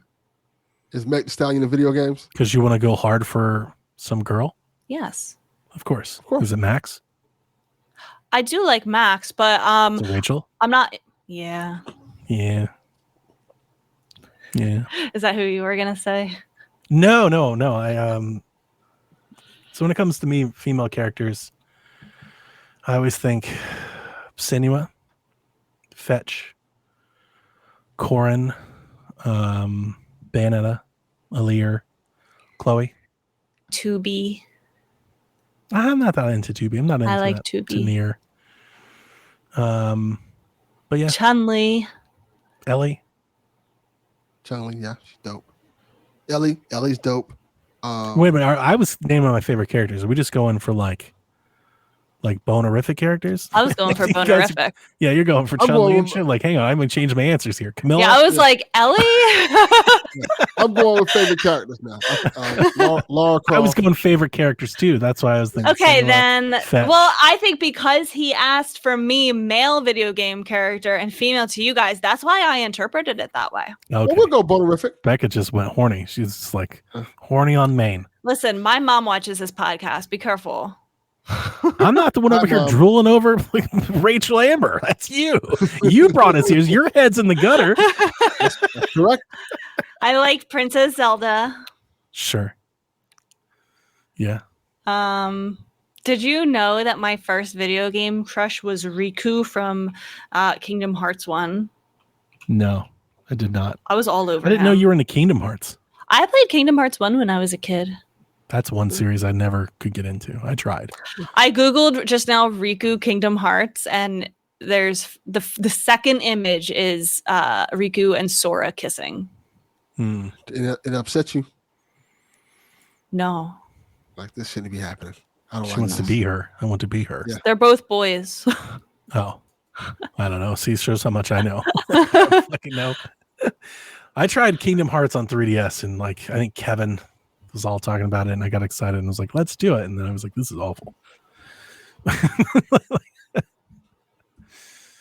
Anyway, What do you got, Delvin?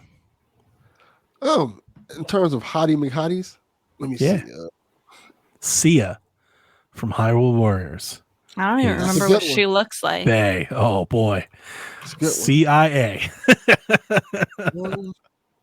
Let's see who I can think of. Oh, Chun-Li, of course. yeah. She was designed to be that way. Oh yeah. Of course. Chloe, of course. That's a great one. Yeah, Chloe's awesome. I like know anybody that's Rachel Lambert better for as far as crushing. I'm trying to think. Cassie is my favorite Life is Strange crush. Oh, yeah. Yeah, you do like her. Yeah. I'm trying to think who else I really like. I don't know. It's a great question. Ganondorf. Tears of the Kingdom Ganondorf. Daddy Ganon, yes. I saw there's a statue of him that came out. It's like $400. People are thirsting hard. Yes.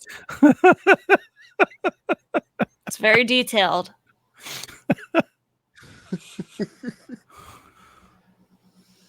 All right. If you think of anyone, shout it out. Drew wants to know, after seeing Nintendo's latest sales charts, why do you think Tears of the Kingdom hasn't sold as much as Breath of the Wild did this past quarter? I think he might be talking about. Or Yeah, maybe he means in total. Was it I just think too he means similar in to the total, first game? but this past quarter, we found out that Breath of the Wild sold more copies than Tears Yeah. of the Kingdom. So this is kind of out there in the zeitgeist. Yeah. I give you 1,000 reasons why I think Breath of the Wild has outsold Tears of the Kingdom and will outsell Tears of the Kingdom. One, it's been on sale like 800% longer than Tears of the Kingdom has. Yeah. That's a big part of it. It's just a sequel effect. It's a sequel, of course. Yeah. Also, I think that's the big important aspect to add to that. When Breath of the Wild came out, there wasn't much other stuff to play on Switch. So everybody literally bought that game. For a while, it had it had more than a 100% attach rate. At one point, it sold more.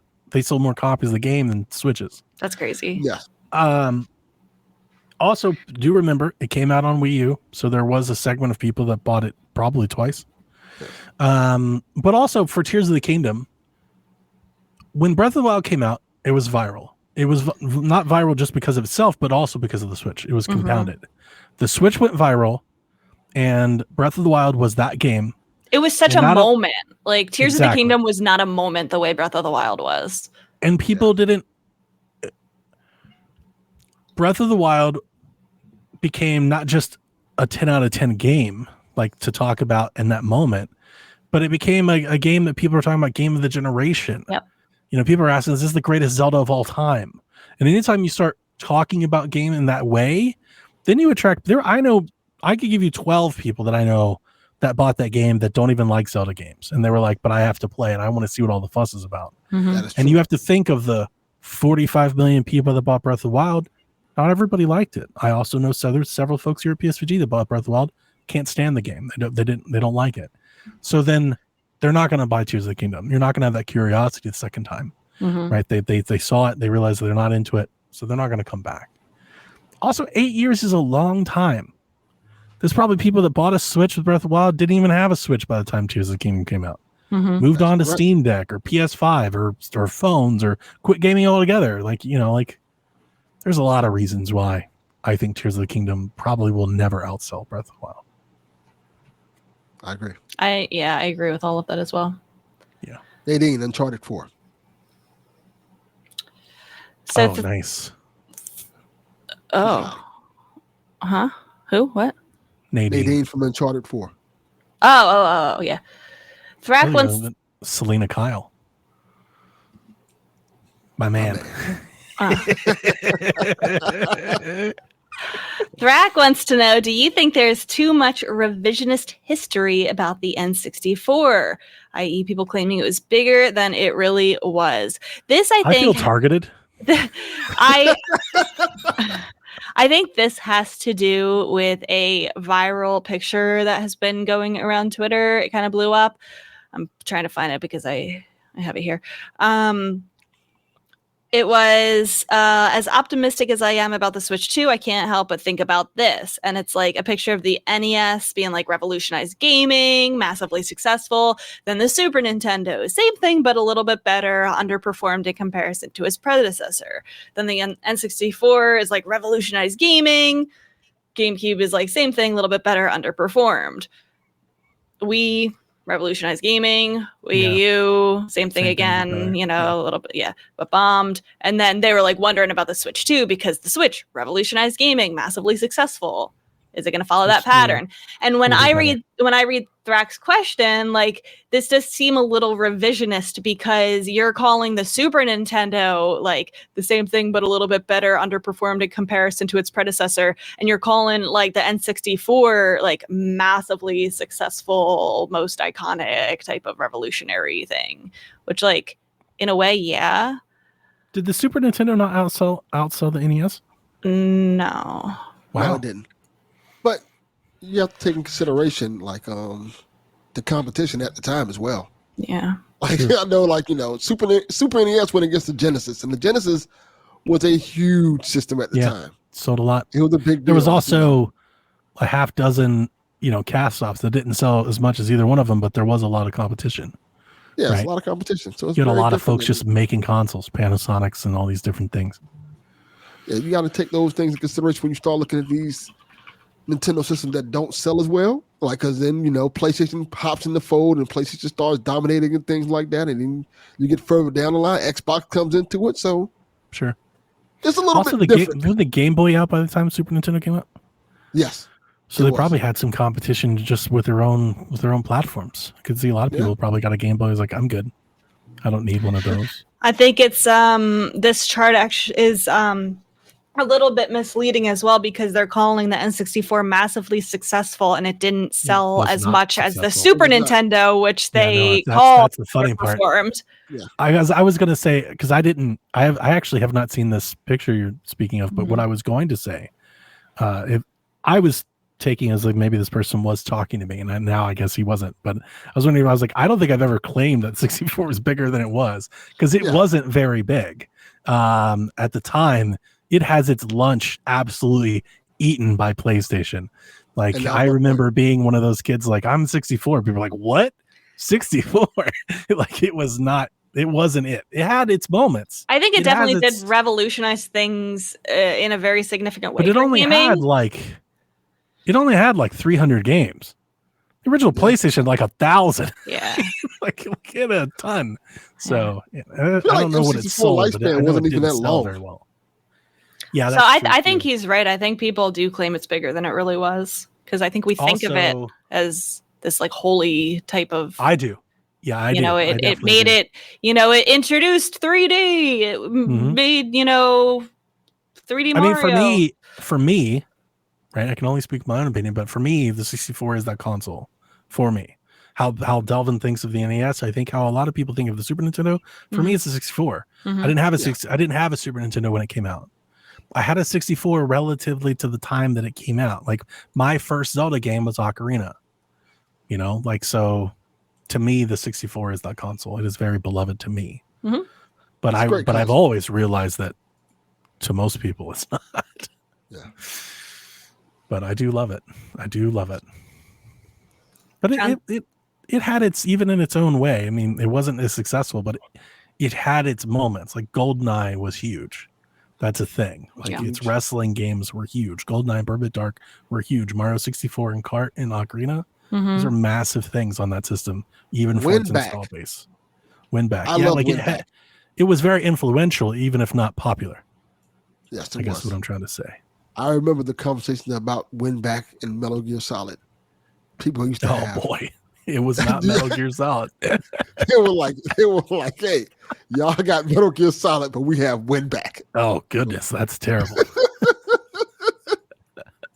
But that's what it was at the time. Like, Yeah, it was fun. I guess so. I'm trying to think of like the people that I listen to. It's mainly Jeff and Mike. But I talk to Sean and listen to his podcast and listen to you guys. I don't get on like people in our Discord. I don't get the sense that so many people think the 64 was like sold a bunch or was popular. I think people do. You do? I mean, you would know. You're definitely more of like Cooler than you us. reach more people. You see more things than I think I do. So, Yeah. John 32 wants to know, what first party Nintendo game do you really want your co-host to give a second shot after either not trying it or not liking it the first time? I only have one answer. I have an answer for you. Oh, I'd love to hear it. I think you need to try Pokemon Snap again.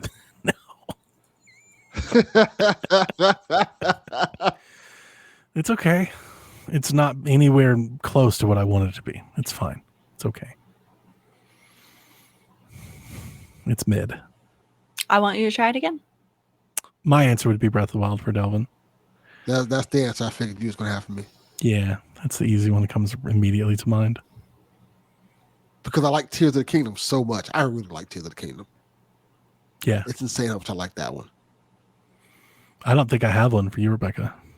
Nothing really. My gaming opinions are just perfect. It's fine. I get it. Yeah. He's laughing at me over here. Have either of you played Astral Chain?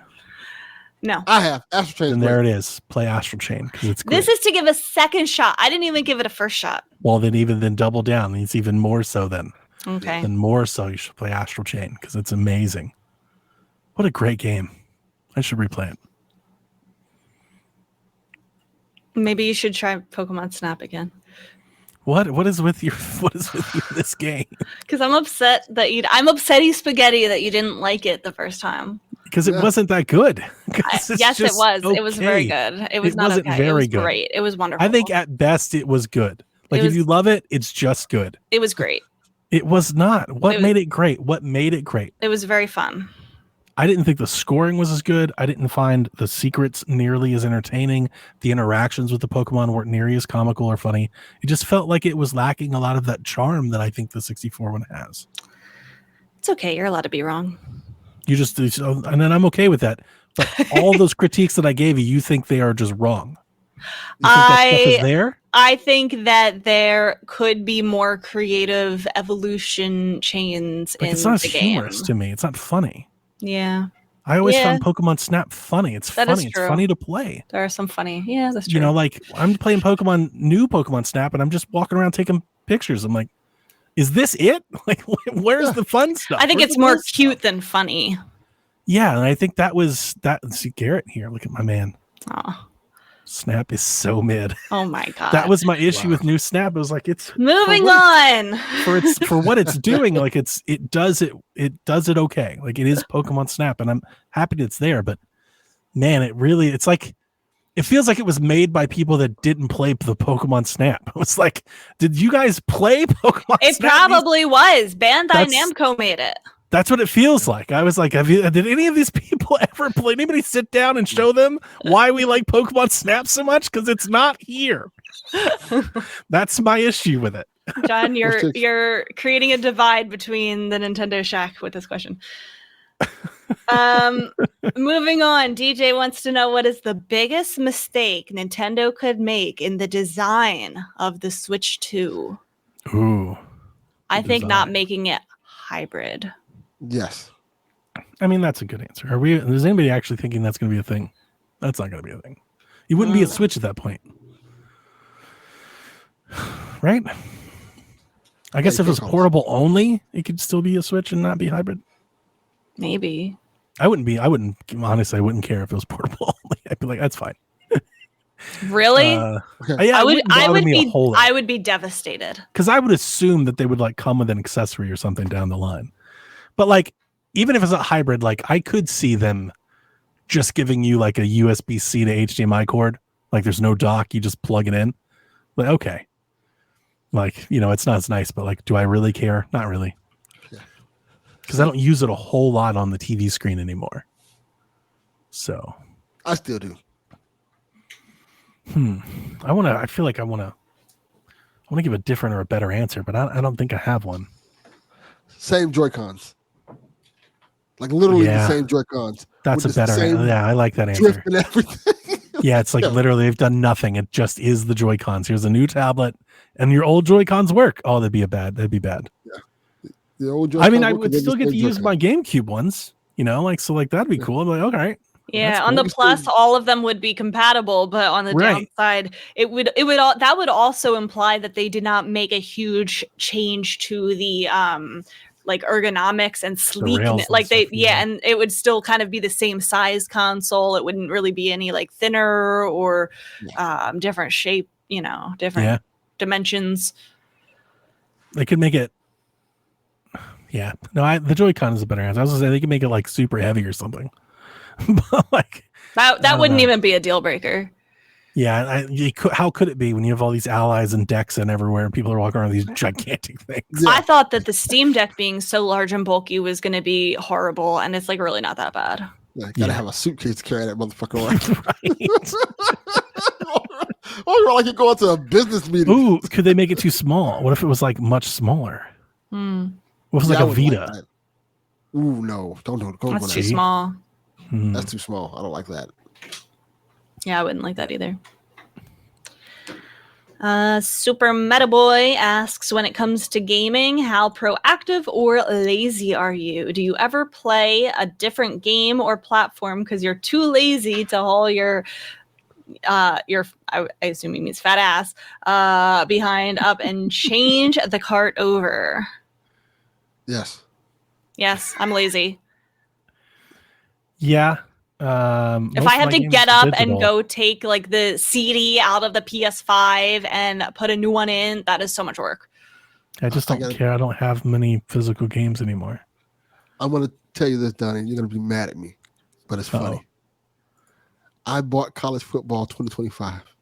Of course. I've had it for a week now, but I have not played it because I don't want to open the cartridge and put it in the drive. Why? Then why'd you buy it? Eventually, I'm gonna open the wrapper and put it in the drive. I don't feel like doing it. But you're just not there yet. Like it's like too much work. I just play what's on the system. That's funny. Yeah, I mean, I have excuse me. I have a bunch of Switch games, but they're always right here next to me, so they're never that far out of reach. I have like a case of Switch games. All my Switch games fit in one case, so I don't think about it too much. I'm pretty lazy though. I'm very lazy. To me, it's like I don't want to, I may not want to get up and move. Yeah, Rebecca, did I tell you what I did for my computer? No. Can I take a moment? Can I tangent? Yes. Of course. So we were talking about, many weeks ago, we were talking about Xbox and like where they are with their console and offering. There were these rumors going around that like the next Xbox would be like a PC, like a ROG Ally, but like has like an Xbox UI on it, but it is like a PC. You could play Steam games and stuff on it. And I thought to myself, I was like, that'd be cool because when I play my PC here in my desk and I've got the monitor and the PC and it's awesome. Sometimes I don't want to sit here. Like if I'm working all day, I don't want to sit here and play, right? I want to play my TV and it's not that far away. It's just over there. So I was talking to Sean and it was like, man, I wish I could come up with like a mini PC or something. Like I want to do this over there. How do I do this over there without buying a brand new $2,000 PC? So I was Googling around YouTube and everything. And what I did a couple weeks ago is I got into the ceiling of my basement and I ran an HDMI optical cable up the wall. It's behind my stuff over there. I mean, maybe you can see it. Like right over the TV. You see the cable behind the skateboard? Yeah. It goes up the wall into the ceiling. I run it. I bought a 100-foot cable. It goes all the way across the basement into my closet, down on the ground, under the thing, behind my television. And now I can flip a switch and I can take my PC gaming right from here, right there. And I could go sit in my recliner and play my games. Wow. And it is awesome. That is the And opposite of lazy. That is like very proactive. No, but see, And- that's actually lazy as well because he's working extra hard just to be lazier. Just to be lazier. So the other Yeah, day I that's was true. working, like actually working, doing spreadsheets, and I was like, I've been sitting in this chair for so long, my ass hurts. And I was like, I don't have to do this anymore. I flipped it and I grabbed my wireless keyboard. I went and sat in the recliner and kept working. See? That's funny. I was like that. taking That's a- very good. I was taking a Zoom call from my lazy boy. That's funny. I respect it. Yeah, I respect that It has too. added a lot to like right now I've been playing Grand Theft Auto, and that's a big reason why. Because it's such a like I don't want to do anything game, like I'm gonna play that. Mhm. So I just flip over there and I go sit in my chair and I'm just playing GTA. It's awesome. Nice. So now even if Xbox made the console, I don't know if I'd want one. You don't need to. I did it. It's done. The coroner asks us if Switch console sales continue to fall below expectations. Do you think Nintendo will push the Switch 2's reveal out sooner than originally planned? Interesting question. No, No, not at all. I don't think so either. no, not a chance. They don't care. They're going to I think reveal they're it fine. whenever they want to reveal it. I don't think whatever the Switch is doing has any impact on it at all. I think they're just trying to squeeze out the last drops that they can, even if it's not a lot. They're just waiting for time right now. I am super interested when they're going to do it. I would imagine they do it sometime after Echoes, but like when? Do they do it at Game Awards? Do they do it on their own? Do they do it in November? They do it in February? I don't know. January.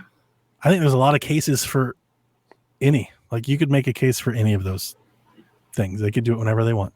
So They could. but I don't think the Game Switch Awards would be selling or not selling will matter at all at that point. No. January. I do wonder, again, I don't think they're going to cut the system at all because they didn't for the Wii U. It's really been their thing now is they just don't. But I do wonder if they are, like, let's say they stop manufacturing Switches, I do wonder if they would run like some really good sales for the holiday or something to like clear stock. That'd be cool. So you think they may have like some doorbuster deals? Like you can get a Switch Lite, like a yellow Switch Lite for like $100 or something. I don't think they'll do that. I think they'll do like kind of interesting-ish bundles. Like they'll Pack-ins. bundle like Nintendo Switch Online, or they'll package it with like Mario. What's the one that's coming out? The Mario Party.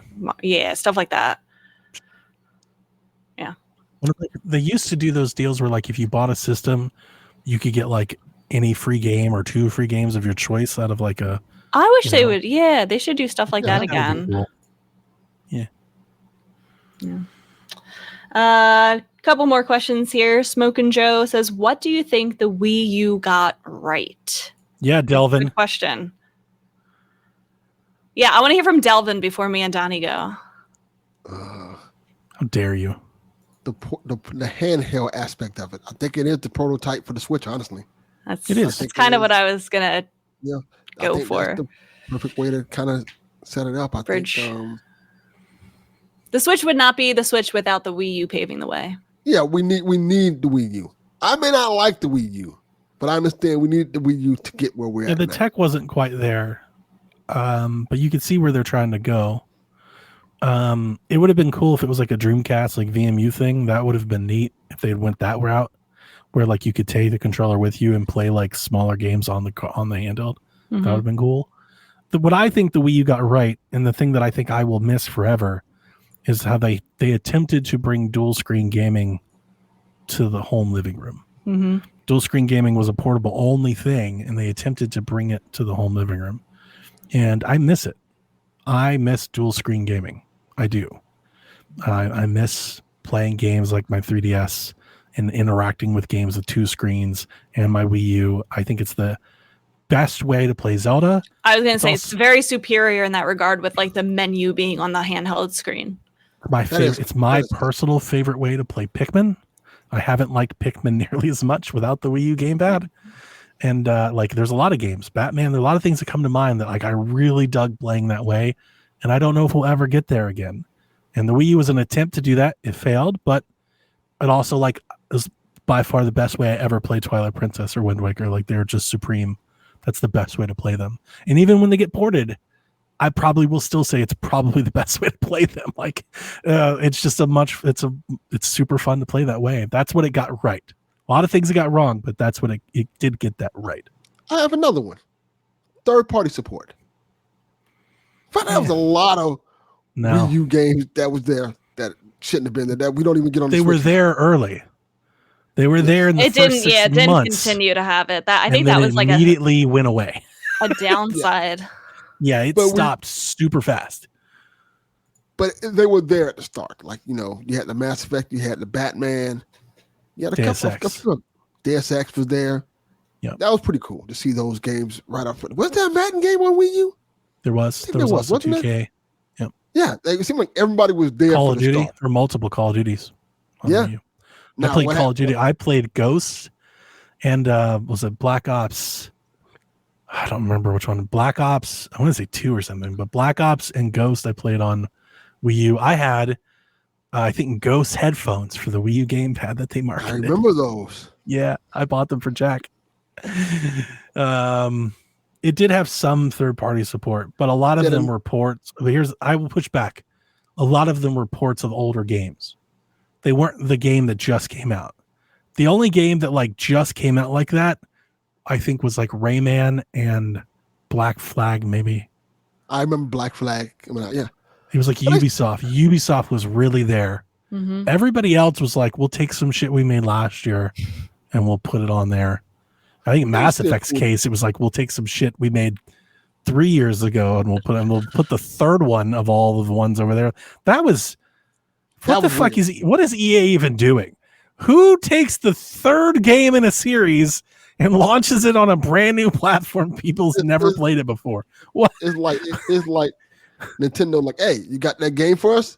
Oh shit, we put the game. It is crazy. What a crazy thing to think about. What can we pull up there real quick? We got Mass Effect 3. But in year 2, Delvin, in year 2, and then wonder why it doesn't sell. Third-party support was down to like, we were begging indies to put their game on Wii. I mean, it got bad. I remember those days. G-Man in chat mentions Virtual Console. A lot of people still prefer the Virtual Console model to the NSO model. I get it. I respect it. It's not what I prefer, but a lot of people do think they did that right. I am one of those people. I do prefer the Virtual Console. The only thing that I would push back on is I think the Wii U's Virtual Console was poor. I think the Wii's Virtual Console was better. Not from a selection, but from an emulation. The way they ran the games on Wii U, they weren't as nice. Like a lot of them, like all the Wii games were darker. They had like this dark filter on all of them. Or they had like that smooth filter effect on all of them. Oh, I did not like the smooth filter effect. Yeah, you could turn that off. There was stuff like that I don't think it did it well. But it also had stuff like it had DS support. Yes. Things we'd never seen before and things like that. But I do prefer the Virtual Console. And it also had way more options. Mm-hmm. Tons of stuff to buy. Way more than NSO Turbo has. graphics games. Yeah. Neo Geo. Oh, I'm going to shout out the operating system. I know it was slow, but I love the menu, like the design. I've always liked that Wii icons. Like, here are the icons. You could create your own folders. Yeah. You could color your own folders. Cool. Like I like that. Okay. Finally, our last question. Ian asks, are they ever going to re-release, remaster, remake, rejig, reimagine, or re-explicitive? Is he gonna refuck Eternal Dark? Like what? I don't know. It's just star.